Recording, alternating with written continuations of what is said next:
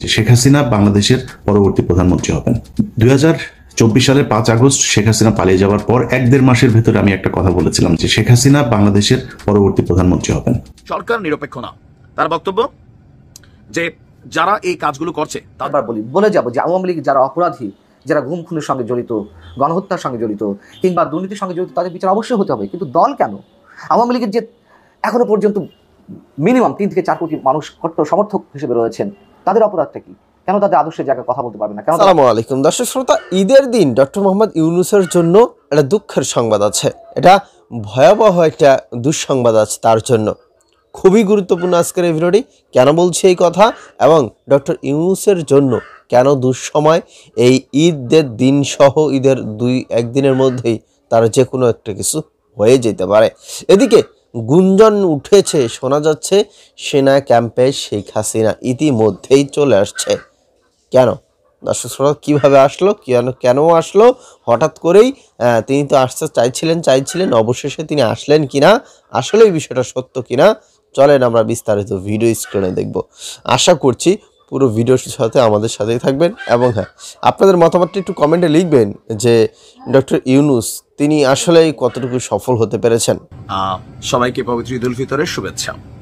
ঈদ মানে খুশি, ঈদ মানে আনন্দ। তবে ঈদ সে আদায়া, নিশ্চয় আপনাদের খেয়াল আছে গেল বেশ কয়েক বছর যাবৎ বিএনপির একটা কমন বক্তব্য ছিল যে ঈদের পরে আন্দোলন শুরু হবে, ঈদের পরে খেলা শুরু হবে। তবে আওয়ামী লীগ সরকারের আমলে আসলে ওই খেলাটা কখনো বিএনপি দেখাইতে পারে নাই, কিন্তু এইবারের ঈদেও বিএনপি একটা বক্তব্য দিয়েছে, ঈদের পরে খেলা শুরু হবে।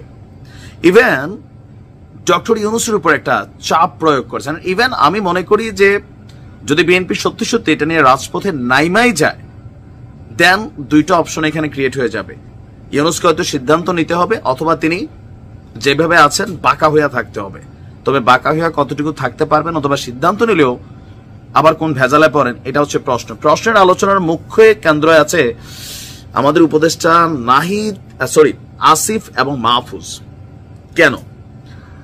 কয়েকদিন আগে সেনাবাহিনীর ইস্যুতে হাসনাত আব্দুল্লাহ যখন বক্তব্য দিলেন, আসিফ মাহমুদ এক বিশাল ইতিহাস তিনি ভিডিওতে প্রকাশ করে বসলেন, যেটা শপথ ভঙ্গের শামিল। এর পাশাপাশিও বিভিন্ন ইস্যুতে আসিফের অবস্থান বা মাহফুজের অবস্থান একটা রাজনৈতিক দল মানে জাতীয় নাগরিক পার্টিকেই রিপ্রেজেন্ট করে। এটা তো বাচ্চাও বোঝে, যদিও তারা বলে আমাদের কোনো সম্পর্ক নাই। হ্যাঁ, এখন এই বিষয়টা নিয়ে আজকে বিএনপির ঘোষণা হচ্ছে, এমন উপদেষ্টাদের সরানোর জন্য বিএনপির দাবি। মির্জা ফখরুল ইসলাম বলছেন যে প্রধান উপদেষ্টা ডক্টর মোহাম্মদ ইউনূসের উচিত ওই সকল উপদেষ্টাদের অপসারণ করা যারা তার সরকারের নিরপেক্ষতাটাকে নষ্ট করছেন এবং সরকারকে প্রশ্নবিদ্ধ করেছেন।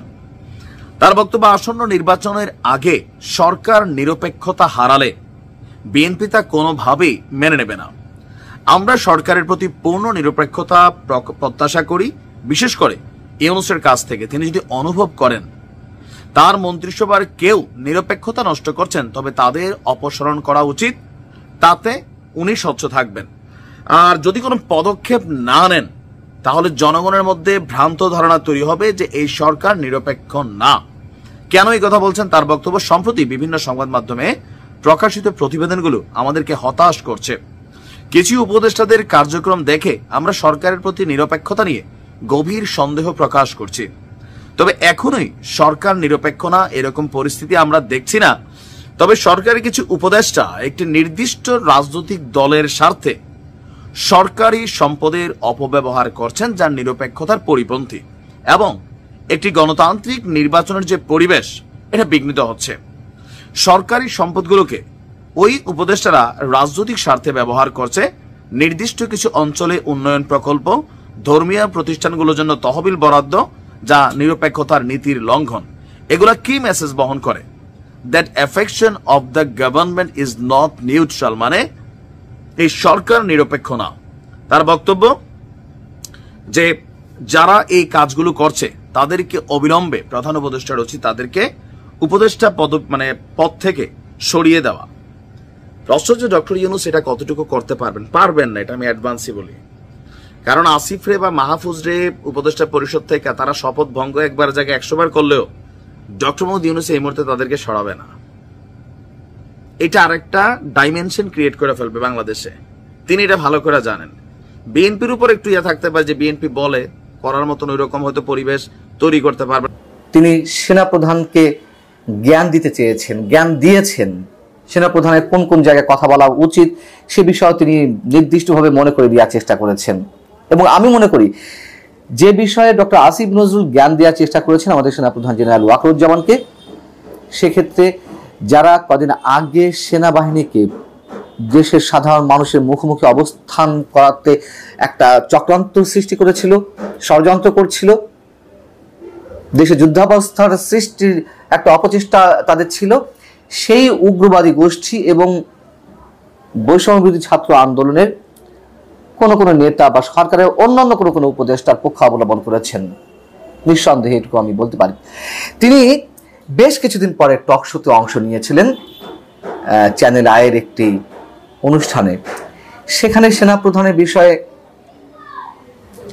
বেশ কিছু প্রশংসা করার চেষ্টা করেছেন। প্রথম দিকে তিনি বলেছেন এই মুহূর্তে সেনাপ্রধান দুটি বিষয়ে তার আগ্রহ প্রকাশ করছেন, আমরা স্পষ্টত বুঝতে পারছি। একটি হচ্ছে কি দেশে যাতে কিছুটা হলেও সংস্কার হয়, আর একটা হচ্ছে যত দ্রুত দেশে একটি নির্বাচন অনুষ্ঠান করা যায়।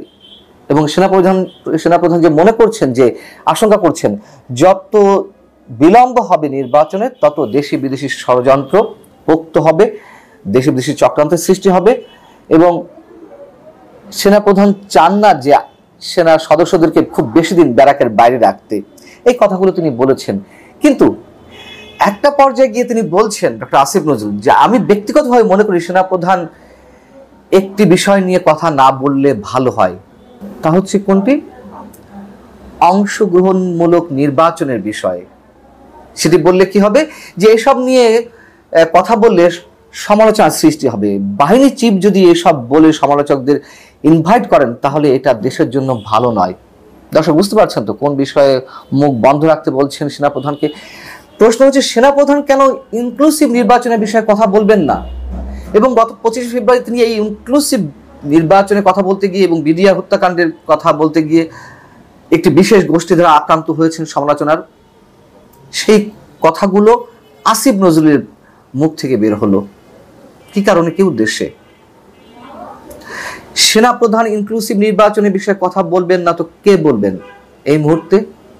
আমি যেটুকু সুজা সবটা মনে করি, সবাই তো স্বার্থের সংঘাত রয়েছে এবং বিভিন্ন বিষয়ে স্বার্থ সংশ্লিষ্টতা রয়েছে।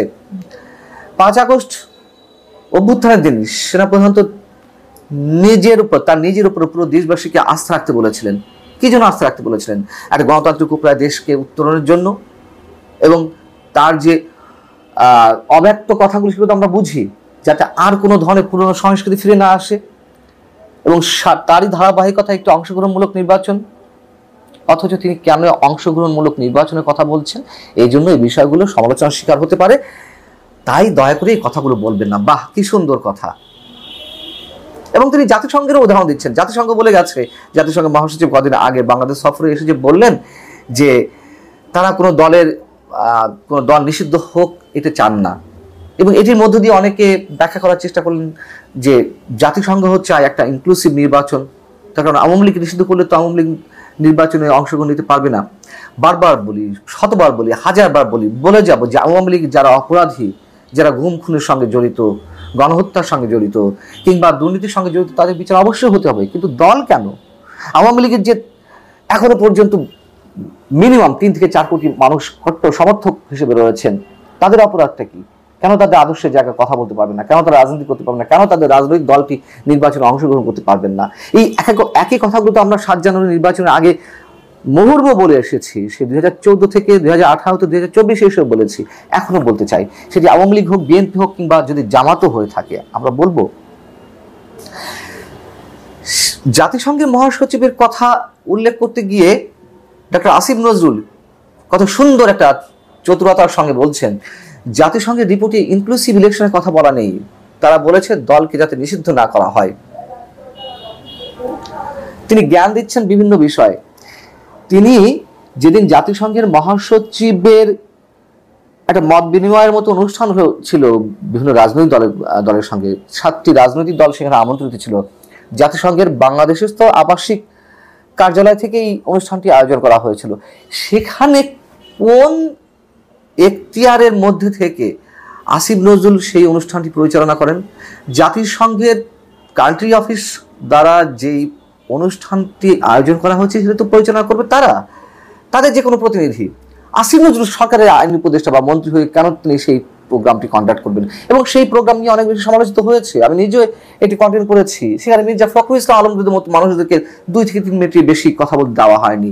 রুহুল হাসান প্রিন্সদের মতো মানুষদেরকে, মাহমুদুর রহমান মান্নাদের মতো মানুষদেরকে কথা বলার সুযোগ দেওয়া হয়নি। সেখানে ছাত্রদের জন্য স্পেশাল টাইম বরাদ্দ দেওয়া হয়, তারা অনেক দেরিতে যাওয়ার পরেও।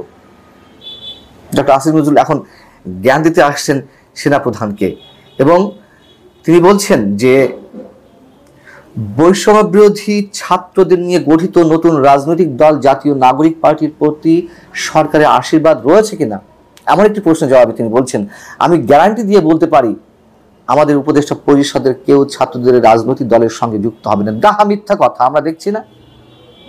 উনি বললেন, উনি যা বলবেন তা সত্য হয়ে যাবে, আমরা সেটি মেনে নেব, প্রশ্ন করে না। একেবারে উজ্জ্বল দৃষ্টান্ত আমাদের সামনে একের পর এক যা স্থাপিত হচ্ছে, আমরা সেগুলো সব বাদ দিয়ে ওনার কথা মনে করব। আর উনি বলছেন যে যদি এটি না হয় তাহলে আমার সারা জীবনের জাজমেন্ট ভুল। আপনি তো ভুল ডক্টর আসিফ নজরুল, আপনার জাজমেন্ট বিভিন্ন ক্ষেত্রে ভুল। কেন মন্তব্য করেছেন না, একটি ভিডিও ভাইরাল হয়েছে, এরকম অসংখ্য ভিডিও আপনার আছে। আপনি বলেছেন যে বঙ্গবন্ধুর মতন একজন নেতা বাংলাদেশে থাকতে সেই দেশের নাগরিক হিসেবে আমি গর্ববোধ করি, এই মন্তব্য করেছেন। সেই বঙ্গবন্ধুর ছবি যখন বঙ্গভবন থেকে ঔদ্ধত্যের সঙ্গে আপনারই এক সহকর্মী উপদেষ্টা পরিষদের সে নামিয়ে ফেলেন, টু শব্দটি উচ্চারণ করেন না, সেই বঙ্গবন্ধুকে ফ্যাসিবাদের করছে পুরো ভিডিও জুড়ে আমাদের সাথে ছিলেন। দেখেন প্রত্যেকটা ঈদেই কিন্তু শেখ হাসিনা ফোন করতেন, ফোন করে সকলকে বলতেন যে আমি শেখ হাসিনা আপনাকে জানাই ঈদের শুভেচ্ছা। সেই শেখ হাসিনা কিন্তু এইবার আর নাই। সো এইবার কিন্তু শেখ হাসিনা তিনি যেহেতু প্রধানমন্ত্রী নাই, সেহেতু তার ফোন কলও নাই। তো যাই হোক, আশা করছি হয়তোবা শেখ হাসিনার যারা ফ্যান ফলোয়ার আছেন তারা আশায় বুক বেঁধে আছেন যে শেখ হাসিনা তিনি সেনা ক্যাম্পে ইতিমধ্যেই এসছেন, এটা হয়তো অনেকে ভাবছেন। কিন্তু দুঃখের বিষয় হলো শেখ হাসিনা আসলে এখন পর্যন্ত সেনা ক্যাম্পে আসে নাই, তিনি ওই ভারতেই বসে আছেন। তো যাই হোক, তিনি বসে আছেন বিধায় যে আসবেন না এমনটাও না, আসতেও পারেন, কে জানে। ভালো থাকবেন, ভিডিও শেয়ার করবেন।